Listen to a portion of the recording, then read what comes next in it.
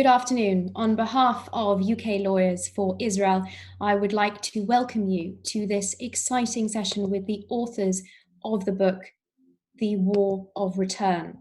Now, I'm sure our audience are familiar with the extraordinary work that UKLFI is doing and its continuing successes for the proper and fair treatment of Israel under the law. While the world may have slowed down or stopped for COVID-19, activity against Israel continues. Lawfare against Israel continues, and the work of UKLFI continues against this. I'd invite you to visit the website for the latest and, of course, for opportunities to support that important work. This webinar is being recorded. It will be available on the UKLFI website, so if there is anything that you miss, we invite you to listen and watch it again. Having said that, all the questions will be put anonymously, and I invite you to start writing your questions into the Q&A section at the bottom of the screen so that they can be put to our panelists in the course of the session. Now, from London, it is my pleasure to be hosting direct from Israel the authors of War of Return, Dr. Einat Wilf and Mr. Adi Schwartz. Adi Schwartz is an Israeli journalist and academic, a former staff writer and senior editor for Haaretz. His focus is on the Arab-Israeli conflict. He's frequently published in the Israeli and international press and lectures widely. He is a fellow at the Bar-Ilan University's Center for International Communications. Dr. Einat Wilf is a former member of Knesset for the Labour Party and the Independence Party. She served as foreign policy advisor to Shimon Peres and worked with Yossi Beilin, the architect of Oslo. As a leading intellectual and thinker, she writes and speaks in international publications and broadcast media on foreign policy, economics, education, Israel, and the Jewish people. These two prominent intellectuals from the left of Israeli society, Israeli politics, both belonging to the peace camp, have come together to tackle what they explain in the book is the obstacle to peace that has been consistently overlooked. The reason there is currently no peace process, the issue that should be front and center of discussions for prospects for peace in the Middle East. It's been a runaway bestseller in Israel, and I can see why. Adi, Einat, you start the book by dealing with the historical revisionism of the causes of the refugee problem, setting the record straight on what happened in 1948, looking in detail at how the situation developed during the different phases of the conflict and addressing why the refugees did not return. Then over the next few chapters, the book chronicles the evolution of the concept of the Palestinian refugee, how it developed into a wholly unique phenomenon, and how the West in particular fueled the formation of refugee identity and refugee status as Palestinian identity and perpetuated it with its financial support of Unruh. Now, many of us will recognize that this is where we have ended up, but what the book does in detail is explain how this happened, as well as why it is so damaging. It explains how the political concept of the right of return developed, and you are careful to distinguish this from any suggestion of a legal right. Misrepresentation of law plays a significant role here, as it does in so many areas of the Israeli-Arab conflict. You deal with General Assembly Resolution 194, you deal with the international legal framework for refugees and why the Palestinian question is an anomaly here, and in fact how the notion of a right of return into another sovereign state is contrary to international law. Now, one of the areas in the book that was very powerful for me is that you explain the connection between the promotion of the concept of the refugee and incitement to terrorism. You show how the refugee camps were inextricably tied to the promotion of terror, And one example you give is that of Jamal al-Ghashi, a member of Black September who carried out the Munich Olympic massacre. You talk about how the refugee camps developed a culture of violent struggle against Israel for the complete liberation of the territory from the Jordan River to the Mediterranean Sea. The core message of the book is that this issue, this problem, which has been created by regional actors, indulged by the international community, and built up through various peace processes, this underlying issue should be prominent in discourse about peace, because it is the obstacle to peace.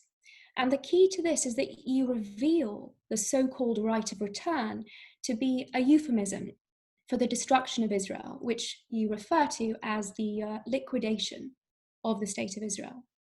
Perhaps we could start with Einat, setting out a wider overview of the book and your motivations for writing it.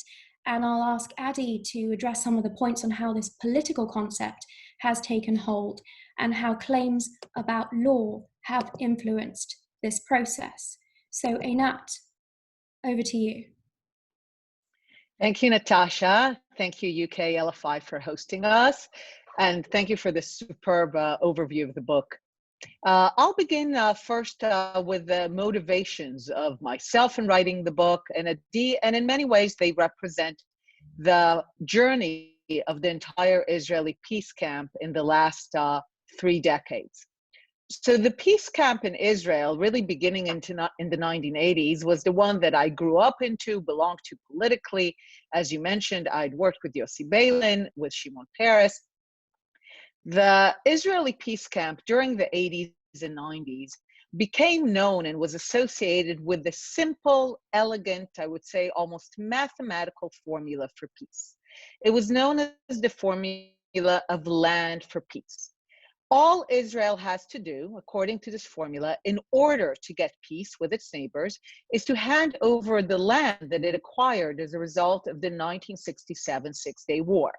Hand over the Sinai Peninsula in the south to Egypt, the Golan Heights in the north to Syria, the West Bank and the Gaza Strip to the Palestinians, earlier Jordan, and you will have peace with your neighbors. And this was an elegant and powerful formula because it gave Israelis the sense that, first of all, it is up to them and that it is in their hands to pursue a path that would ultimately give them what they've always wanted, the ability to live in peace and the acceptance of all their Arab neighbors. And for a while, this formula seemed to work beautifully.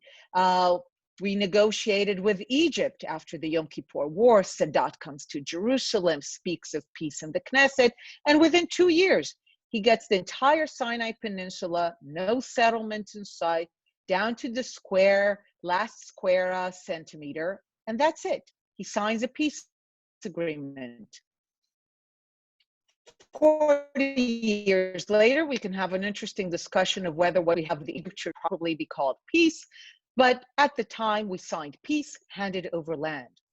And in the 1990s, there was a sense of euphoria. Truly, we were part of that wave of the end of history. We were negotiating with the Syrians over the Golan Heights and signed a peace agreement with Jordan when it gave up its territorial claim to the West Bank. And we were negotiating with the PLO, with the Palestinians over the future of the West Bank and Gaza.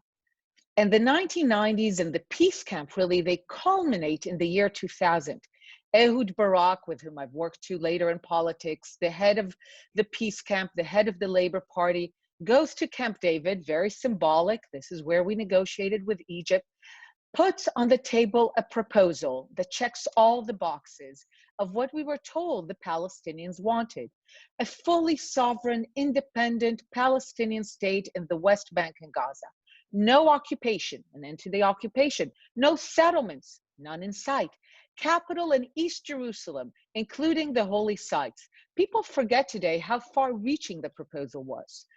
It's put on the table. Arafat walks away, especially when Clinton places the parameters on the table, walks away. In 2008, Ehud Olmert, leading at the time the Israeli peace camp, puts another proposal on the table, even more far-reaching, but the same principle: no occupation, East Jerusalem, no settlements, full state. Abu Mazen walks away.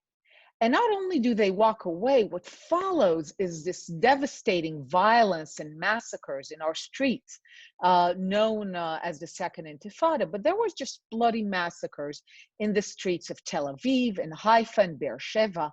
And the thinking of many people in the Israeli camps, peace camps, certainly myself among them, is what do the Palestinians want then?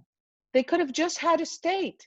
We are literally speaking today on May 14. 72 years ago, in the evening, the British leave. The mandate ends. The Palestinians, the Arabs at the time they were called, could have had their state on half of the territory. There would have been no war, no refugees, no displacement. They could have been celebrating 72 years of independence. So what do they want? They didn't take it then.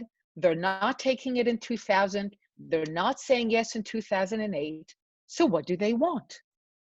And by meeting with Palestinians at the time and doing research, and this is when I met Adi, we realized that it was hiding in plain sight. The Palestinians want one thing. They want the thing they call the right of return, which, as we will discuss, is neither a right, and by now it's certainly not a return. They want to roll back the clock. They want to keep the file of 1948 open. And as far as they're concerned, the war of 1948 was never closed. The battle of 1948 might have been lost, but the war remains open. And our book is very much still a book of the Israeli peace camp, in the sense that we're saying, look, if we are ever to have peace, the war must end. The war of 1948 must be closed, and the Palestinians must understand that there is no right of return, that the war is over, and that it is high time that they moved on with their lives.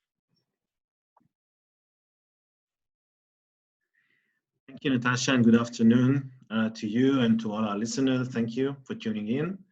So, as you said before, the issue of the refugees and the right of return is first and foremost a political one with a humanitarian and legal disguise. But it is a political demand. Therefore, we call it the demand to return and not a right of return, because we do not think that there is a right. There isn't such a right. And let me touch directly perhaps to two or one of the issues that are usually mentioned, and that is Resolution 194. So let us unpack it a little bit just to be more familiar with the facts. So the Resolution 194 was voted in December 1948. We're still in the midst of the war that Einat just mentioned, ended only with the ceasefire agreements later in 1949, in the first half of 1949. So December 1948 was still amidst of the war, and General Assembly of the United Nations accepts a resolution which is basically laying out a framework for a peace agreement between Israel and the Arab states. Now, the entire resolution holds 15 articles. For example, one of them, which is a basic article of a peace agreement, says that all issues should be solved peacefully and not through violent means. Another clause says, for example, that all states in the region should cooperate economically for the benefit of the country, etc., etc. There are 15 such articles. Now, when it comes to a vote, the Arab states vote, all of them, all the countries which are already member of the General Assembly, all of them vote against 194. The reason? They have no intention whatsoever to commit themselves to peaceful resolution of their conflict with Israel, of course. They don't even want to recognize the fact that such a state exists. So all Arab countries vote against it. But then, after a few weeks, they start clinging to one specific article, Article 11. So they dismiss the entire resolution.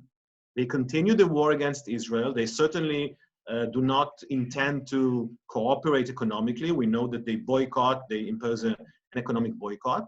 But they notice Article 11, and from then on, they cite only Article 11. Now, that was entirely not the idea of all the countries that voted in favor, because as I said before, it was a framework for peace. So you cannot simply take the only article that perhaps you like and dismiss all the other articles.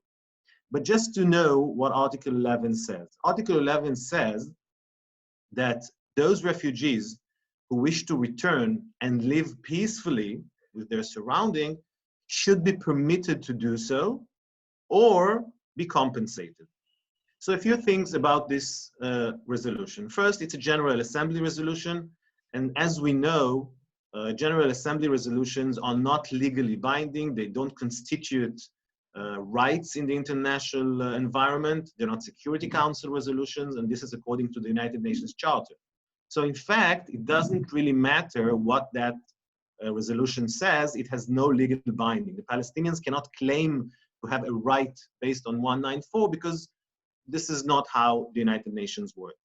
But even if you look into it, to the wording of it, then it is not unconditional, as the Palestinians claim. We saw that people should be committing themselves to living in peace, which was certainly not the situation when it was accepted. And it is not the only alternative. So it's not an absolute right. As I mentioned before, there's an issue of compensation, which is also an alternative. So it is not true to say that Resolution 194 grants them some kind of a right that the Palestinians use. So the bottom line of this, and we can go on with further issues and further resolutions and what the Palestinians call basis for their legal framework, at the end of the day, their demand to return is a political one. They can come to the negotiating table with that demand. That's fair enough. You know, each side brings to the table whatever demands it has, but there is no legal obligation on the State of Israel to accept these people back to its territory. Thank you, Adi. Perhaps just to pick up first on Resolution 194, because one of our questioners notes that the right of return was offered in 1948 in that resolution, contingent upon them living in peace with their neighbours, as you've described, and the Arab League rejected it. What do you make of the Arab League's rejection of that resolution in those contexts? Of course, undoubtedly based on the fact that it required a recognition of Israel and Israel being there to stay. Right. So first of all, important to note, the words right of return do not appear in Resolution 194. As I just mentioned before, it says that refugees should be permitted. Now, we know that when people want to write, lawyers and UN resolution, when people want to write something, they write it. And if the phrase right of return does not appear there, it has a meaning. So when they say should be permitted, it means should be permitted. Someone has to permit it.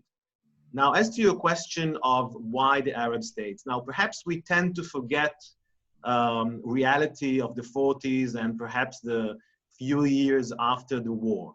But as you said, the Arab League was united against any recognition of the State of Israel. They did not write the name Israel on the map. Some of them don't do it to this day. And there were no post deliveries.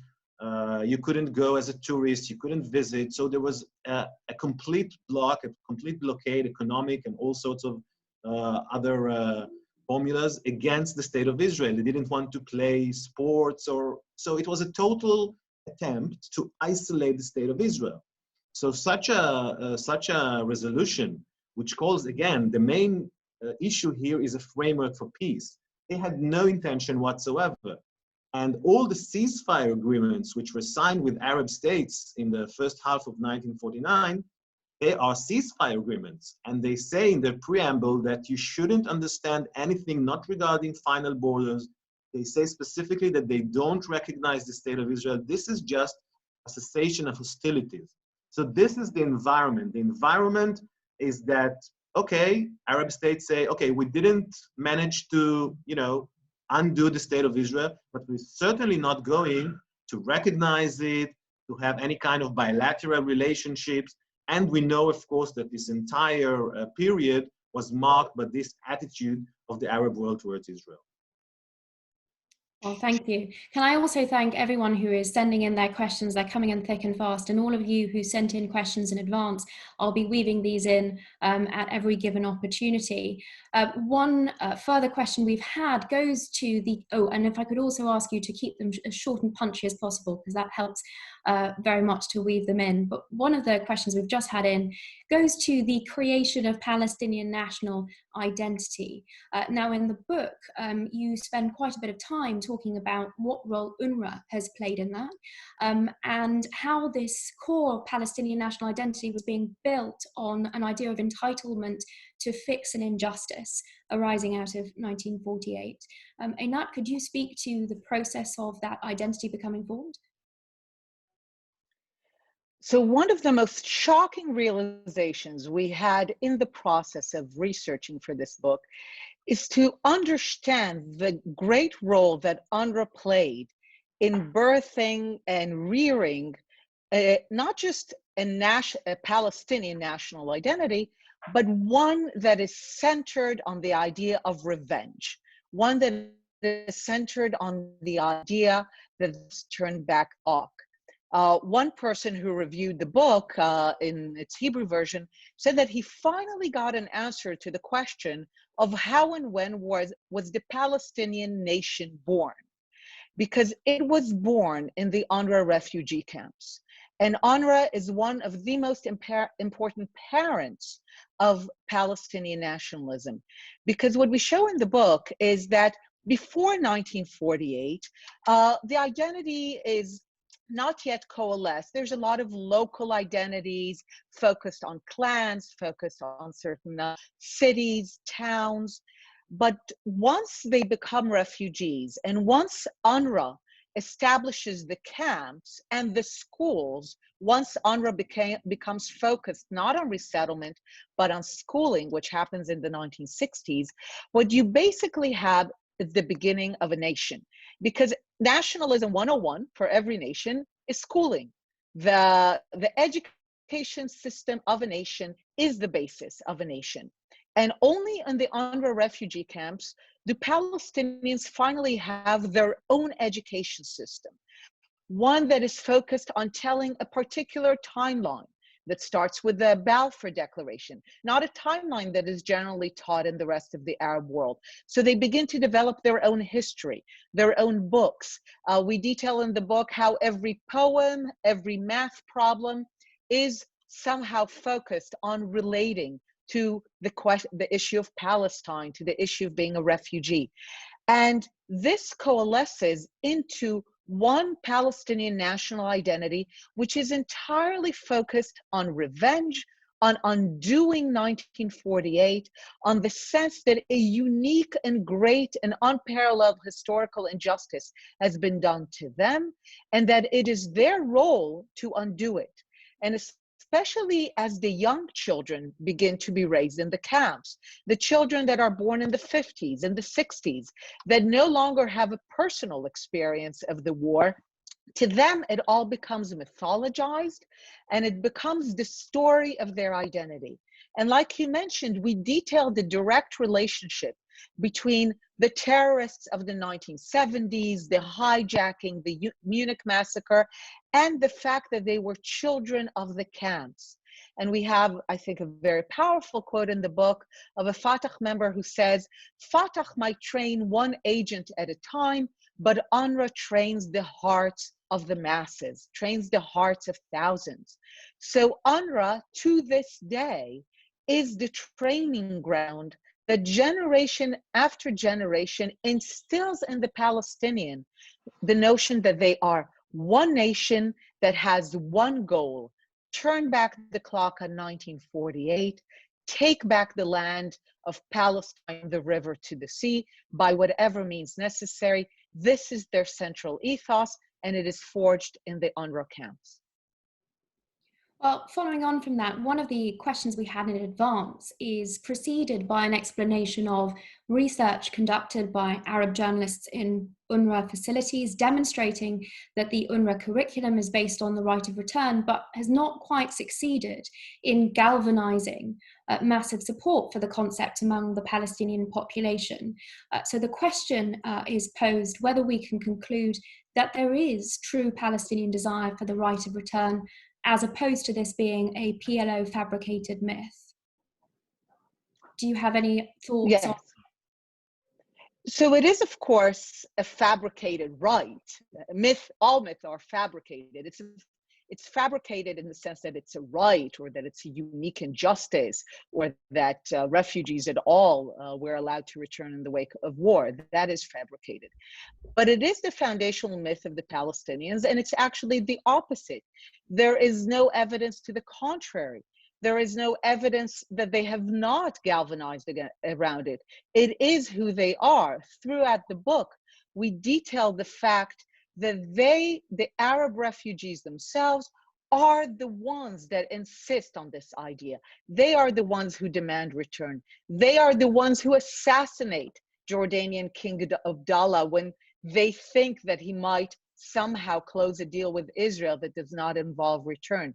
They are the ones that begin to organize in the 1990s when they think that their leaders might, in their view, sell them out and sign an agreement when there is no return. They are, in fact, galvanized against it.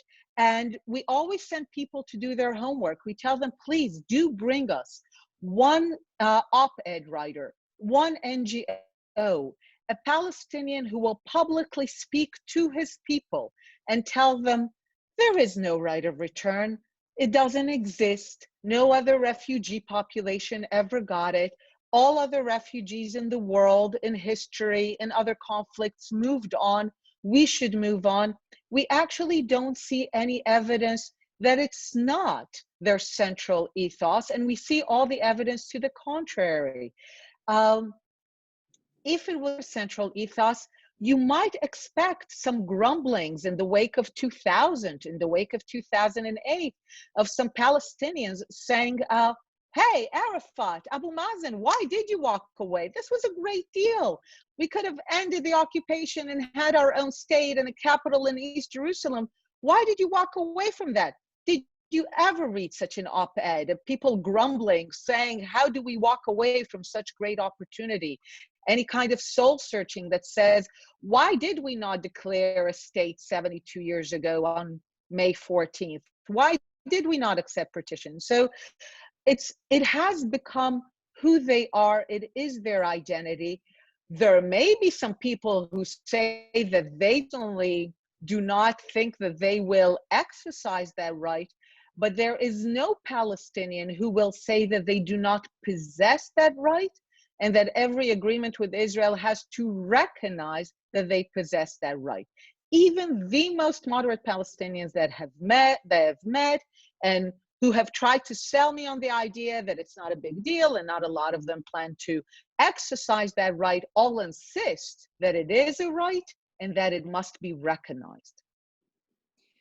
Paraphrasing a couple of the questions we've had in order to join them together, talking about the role of the international community in perpetuating this. I mean, one of the terms you introduce in the book is that of West-splaining, but it really seems to fit into the approach of the international community over the decades here in terms of perpetuating the conflict. The book would suggest that the international community have a lot to answer for. Picking up on the way that you chronicle the negotiation processes, the failed talks in 2008 and 2000, and the way you explain the reactions of the Israeli negotiators, some of whom you interviewed for the book. As two ardent supporters of these peace processes at the time, how has the research for the book affected your view of those negotiations today, looking back? So, I mean, by now we've all gone through a process. I mean, by the time we researched the book and started writing on it, we did realize that our basic formula of land for peace has failed, that the simplicity and elegance of it just did not fit the situation. And we also by then had enough to realize that the Palestinians wanted something else entirely. But it was fascinating to realize that in that sense, the negotiators were blind as well. They entered the negotiations with the assumption that was the general assumption, and is still very much a prominent assumption in the West, that the idea of return for refugees is a bargaining chip. It's a very powerful message that comes throughout the book that still exists today. We still hear it from diplomats to this day. Oh, the Palestinians know that they're not returning. This is just a bargaining chip. At the critical moment, they will bargain return for an independent state. It's their only asset. We hear it from a lot of people. Look at them, it's their only asset. But what we've seen, so let's say in the 1990s, that's a legitimate position. That was the position of the Israeli negotiators. The key issues are Jerusalem and borders and settlements and security. But refugees, at the last minute, when everything else is agreed, they'll bargain it away. We'll do some symbolic family reunification that will end the story. That was the peace camp of the negotiators and of the diplomatic community. And what the negotiators discover in the room is that the Palestinians are damn serious. And we see it later in a trove of papers called the Palestine Papers, which we analyzed 1,700 papers in the book. We analyze, and it shows the Palestinians are very serious about return. In fact, they are so serious that it is having a state which they bargain away in order to not have to sign any agreement that forecloses the possibility of return. So that remains the most important thing for them. Apologies, Einat, we lost you just at the end there, but I'm glad that you have come back to us.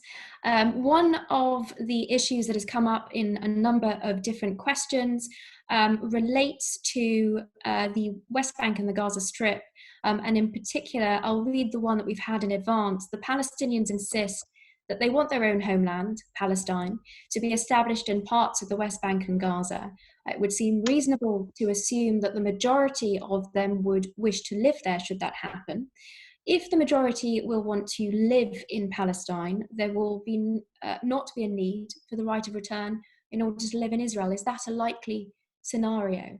Now, this is a particularly pertinent question when you consider the issue of refugee registration, as you do in the book. If a Palestinian is registered in Ramallah as a refugee, it seems to be designed to imply that their country is not the West Bank, but elsewhere. And so when Unruh registers Palestinians in the West Bank and Gaza as refugees, and in parallel to that, the West sustains that this means, in effect, accepting a Palestinian claim, not just to the West Bank and Gaza, but in terms of the state of Israel in its entirety.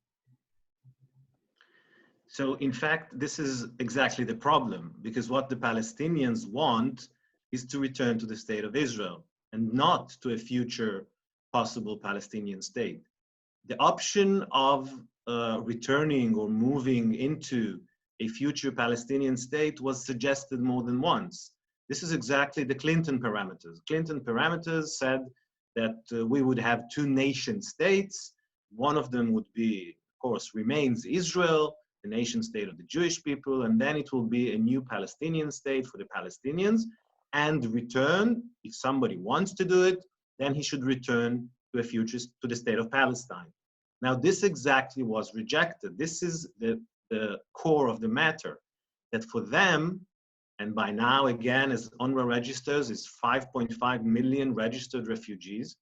The only return that they imagine, the return that they demand, is the return to their original homes, meaning inside the state of Israel. Now, never mind that the original homes that do not exist. They are fourth or fifth generation, so it's not their homes. But I mean, this is in their minds, and this is what's important, because They are conducting negotiations, not us with ourselves, but with them. So for them, and we can see it again and again and again, you see now the march of return in Gaza. If there would be refugees who were happy to resettle in Gaza, they could do it 72 years ago. But they do not want to resettle in Gaza. Now consider this. In Gaza, 3 out of every 4 residents of the Gaza Strip are considered refugees. 75% of the population in the Gaza Strip basically say the Gaza Strip is not where we want to live. This is not our home. Our home is inside the state of Israel. Now, they don't just say it in a very metaphorical or theoretical way. They march towards the border and they say, we want to cross the border. We want to get back our lands, our villages, our homes, etc., etc. So this is exactly the heart of the matter, that they want to return to the state of Israel and, of course, change its demographics and turn it into eventually another Arab state. Now, one very important comment about how they see it and their current position. So the PLO's position, and in fact, this is the entire Palestinian people's position, is that the right of return is a personal right, okay? So each and every one of those Palestinians can decide for himself if he wants to return or if he doesn't want. And if he wants to return now, or perhaps in a year or 5 years, but he has the right. This is exactly what's in dispute. They want Israel to recognize and acknowledge in a peace agreement that each and every one of them has the right. Now, some of the peace agreements said that Israel and the PLO would agree on a number, 50,000, 100,000, and that doesn't sound that bad, right? But exactly this is not the end of the story. In their minds, the fact that the PLO has signed or achieved 100,000, it does not forgo the right of all the other people. And we give examples. People say, oh, with all due respect, Arafat, I didn't give Arafat permission to give up my grandmother's or my grandfather's orange grove or whatever. So they see it as a personal right. And this is exactly where we are.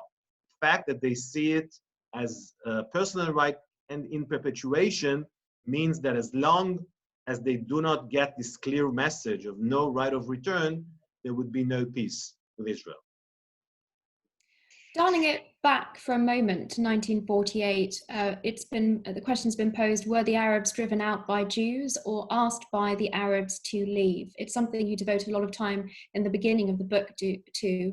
Are either of you able to give a summary, perhaps, of your assessments of 1948? Adi? Einat, do you want? I can. I'll take it. Okay. Okay. Adi? Okay. So the question of how many exactly were forced or were fleeing from themselves, to be very honest, it is not the most crucial question, because at the time of the Israeli-Arab conflict, we had a parallel war, civil war between Muslims and Hindu in India, in the Indian subcontinent, where the British Empire leaves the subcontinent. Is there such a huge discussion of how many were expelled, how many were calling, or did the Pakistani leadership call on them? No, nobody deals with it, and the numbers are much bigger. In conflicts, sometimes people are being expelled. Some of them flee because they fear the nearing units, and they hear the bullets and they hear the shells, so they leave. So I think that at the end of the day, this is not a crucial question. And on top of it, it is certainly not the explanation for the perpetuation of the problem, because our book, even though it includes a lot of history, is not a per se historical document in the sense of what happened back then. We're trying to understand why is this phenomena still with us today. And the question of how many were expelled or fled on their own wishes is not so critical to understand that position. But since we were asked, I will make a very short introduction. We don't know exactly to say 20% fled or 30% fled. There were certainly cases of expulsions. There were certainly cases of people who were fleeing on themselves. It depended on the circumstances. For example, in the beginning of the war, that's the end of 1947, beginning of 1948, the ones who were rich, the ones who had their, villas in Beirut and Damascus, fled the area. All of them thought that they could come back when the war ends. And at that time, the Israeli army or the free militias because before the IDF existed, didn't occupy even one village. So obviously there were no expulsions whatsoever. Now you have to remember that this was a very bloody and life to a death war. So the Arabs said out loud that their aim is to undo the state of Israel and push the Jews to the sea. These are quotes that we give in the book. So this was the atmosphere of the war. And again, of course, as in many other wars, there were expulsions. To say exactly the proportion, how many were expelled and how many fled, there are no numbers. Both happened during the war. The circumstances differ, and we elaborate that on the book. We have a question that was posed in advance by someone who worked with Unruh and was based in Gaza, although they make clear they're not representing Unruh or the Palestinians. And the question really takes this debate away from the past and looks to the future. And the question asks, what would you replace Unruh with? So what comes next? So first of all, it's important for us to emphasize that this already, to use a current woke language, already to have this discussion is a privilege. Most other refugees in the world were not asked this question of, do you want this organization or this organization to treat you? And this is a lot of what we try to do in the book. Throughout the 20th century, the wars that created nation states as we move from empire to nation states were bloody. Over the 20th century, hundreds of millions of people became refugees, were expelled, bloody wars, very brutal expulsions of Germans, of Hindus, of Muslims. Are they refugees today? No. Do they have special organizations still giving them school and healthcare clinics? No. They were basically told, tough, it's sad, war is a tragedy, but move on. Build your new lives in Pakistan and India and whatever country in Europe you are, and whatever country in Africa you are. Move on and build your new lives and don't look back. That was the message for refugees throughout the world. The Palestinians say, we don't want to move forward. We want to look back. By the way, in that sense, I don't think they're special. The Germans who were expelled from Poland wanted to look back. A lot of Hindus, Muslims, they wanted to look back, but no one indulged them in that. No one entertained them in that. So cut to 70 years later, we're stuck with an organization that by now has been created and indulged and funded and underwritten by the West to keep the idea that the war is over, that the war is still open and that it's not over. So every time we're asked by people, what is the alternative? So first of all, the answer should be, there are alternatives, but that's not the issue. Unruh in itself is bad. It's not the least of two evils, as some people claim. It is the evil. It is the thing that keeps the war going. So first of all, let's make clear that the war is over. Let's declare the war over. It's not clear at all why the international community is responsible to provide schooling and healthcare for Palestinians above other people.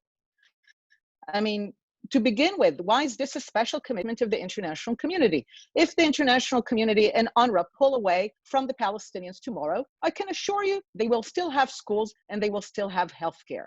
But because so many people really want an alternative, in the book we detail how to transfer the services of UNRWA, the schools and healthcare, to the local providers.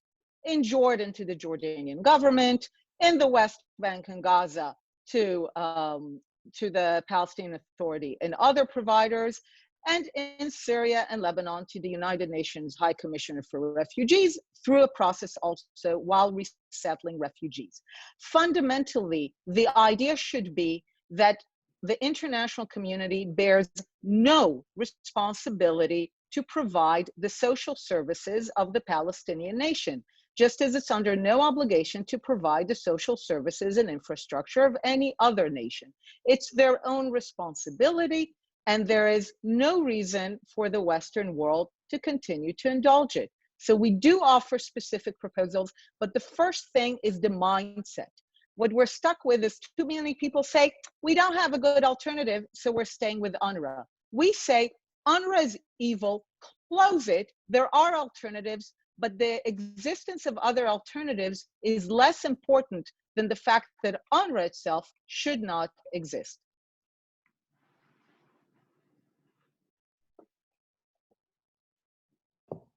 And in the book, when you're looking at Unruh, you detail some of the clerical problems, the problems with fraud, the corruption that's rife. You focus, though, as you've outlined here, a great deal on the ethos of Unruh and the damage that that does. This, of course, also manifests itself in indoctrination, which you cover from kindergarten up. And so we have a question on education, which is why not advocate the removal of Palestinian Authority school curriculum from the Unruh schools? Now, in the book, you talk about the UN committee set up in 1969 to review textbooks. Clearly, this problem still persists today. Is it worth tackling it as a first step to the wider proposals that you would advocate for Unruh more generally? Our answer is short, no. What we do try to do in this book, and I think that's what the book does well, is to keep the eyes on the prize. The book is very focused on what matters. And while the books are a symptom, they are merely the symptom. It is a human universal truth that no human community will ever agree to educate their children against their values and ethos. It's just not going to happen. People are not willing to put their kids through an education system that goes against their core values. So let's say, as an hypothesis, that tomorrow all the books of Unruh are the books of the Israeli education system, okay? They tell the great history of Zionism and Theodore Herzl, and it's a great Zionist textbook. What's gonna happen in the schools? Unruh is a Palestinian organization. It is run by Palestinians. The teachers are Palestinians. It's a Palestinian organization for Palestinians with a very thin facade at the end of Westerners because they're the ones who need to ask for money. So the Palestinian teachers are refugees themselves in their minds. They're registered refugees. They're part of the ethos of the injustice, of revenge. So let's say they enter a classroom where all the textbooks are pro-Israel Zionist textbooks. What's going to happen? They're going to tell the kids the following. Dear kids, please close your textbooks, put them back in your bags, and let us tell you about the land that was stolen from you. Let us tell you about what you will do one day when you grow up to take back the land that was stolen from you. That's going to be the teachings, because it's a generation that teaches another generation. So if people will only educate their children differently when their ethos and values change. And the ethos and values of a people, of a community, change only under duress. They don't change just because someone convinced them. And the duress that has to happen is that Palestinians need to understand that neither the Arab world nor the West is willing to continue to indulge their unique notion that they are still refugees 70 years after a war has long been over, and that they possess a non-existence right of return into the sovereign state of Israel, which breaches its sovereignty. They need to hear that so that they can begin to even change their ethos and their focus away from revenge and into building a future in part of the land. We've had a number of questions on the role of the State of Israel in all of this. Why has Israel not exposed the fact that Palestinian refugees have turned from a humanitarian crisis into a political crisis? Has Israel done enough to expose these anomalies? A related question on why Israel does not use this, by which I presume they mean the contents of your book, to respond to Arab propaganda, but also questions relating to reports that the Israeli military is opposed to doing anything with respect to Unruh, to its dismantling, because they fear military repercussions for it and an upsurge in violence. So Adi, are you able to speak at all to the hesitations that the government would have to be implementing some of your recommendations, and also tackling this issue in the international arena in the way that some of us think it perhaps should? So yes, I think that one of the questions that we were asking ourselves during the researching and writing this book is exactly that question of why doesn't Israel take this issue up, use it, and works more hard to dismantle UNRWA. And Einat can tell you about events, as she was a member of Knesset then, and we together met some very high-ranking officials in the past, in the present, and they were all telling us the same thing, that at the end of the day, UNRWA is better than Hamas. So what they think is that they prefer that the kids in the Gaza Strip and in the West Bank would go to schools, and that the Palestinians have an education system or a healthcare system, because otherwise we might have a new intifada. And as you probably know, the military establishment and the IDF have a very strong influence over decision makers in Israel. And I think that this is at least a major part of the answer, since the military establishment and the IDF are very opposed to any change. So for them, the status quo, perhaps they can't even imagine something better. Perhaps they don't think in a long-term thinking. And to be honest, I can understand that position, because military officers tend to think as, as officers, and they want quiet in their region. They don't want any terrorist attacks or any problems. But the problem is that we need leadership. We need people who would look at the long term. And as we explain in the book, and we just mentioned, the whole establishment, and UNRWA is part of the problem, is a central role, but this whole sanctity of the right of return, this whole refugee position, now you have to touch it sooner or later, because as long as you maintain this charade that 5.5 million people are refugees, whereas if they would be in Africa or in Asia or in any other part of the world, for years they would not be called refugees, and that they have a special agency with a special definition. So I think the short-term interests of the military are outweighed significantly by the long-term interests of the State of Israel. And indeed, we tried as much as we could, and this is, by the way, the reason why we wrote the book first in Hebrew, because we felt that much awareness should be given to it inside Israel. And then now in English, it's only in the second, it's only first in Hebrew. And we hope that we can, now you saw that the American administration has changed course.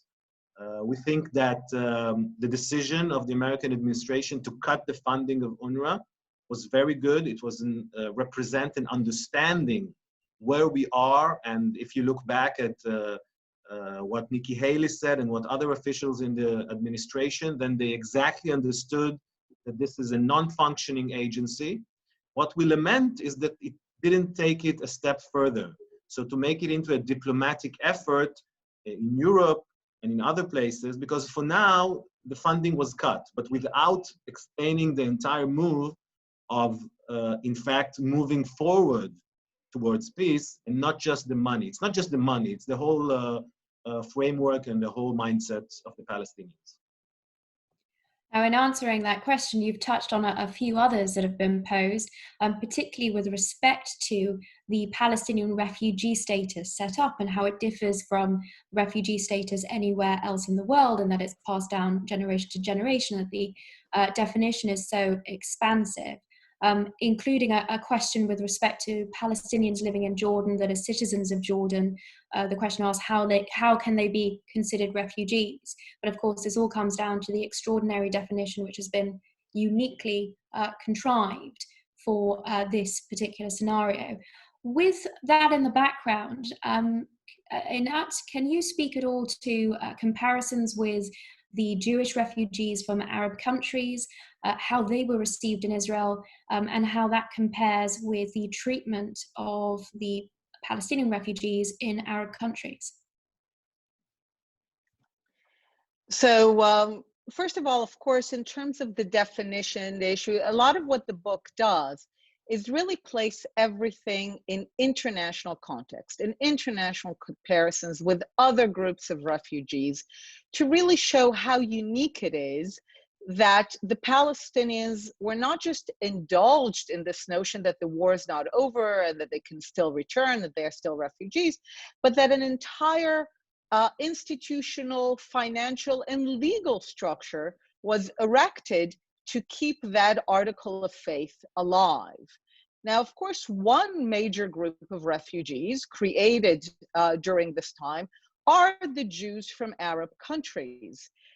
For me, I think this is one of the greatest moments of shoot yourself in the foot in the Arab world, and there are many, but this is really, I think, one of the top.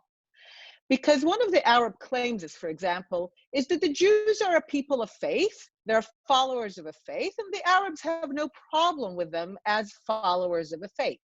The Arabs deny very vehemently the notion that the Jews are a people, that they're a national collective. But then, if that's the case, why kick out brutally followers of a faith in your country with whom you supposedly have no problems, because other people in another place have just, to be blunt, kicked your ass in a war? What is the relationship? Why throw out the Jews in Iraq because the Jews in Palestine just won a war, or at least did not, you failed to annihilate them? And in doing so, the Arab world basically signaled that it does see the Jews as entirely belonging to a single people. And the Palestinians love to throw it away. They say, it has nothing to do with us. Don't tie the Jews from Arab countries to our unique refugee status, has nothing to do with us. But the Arab countries kick out the Jews in direct revenge for their failure to strangle Israel at birth.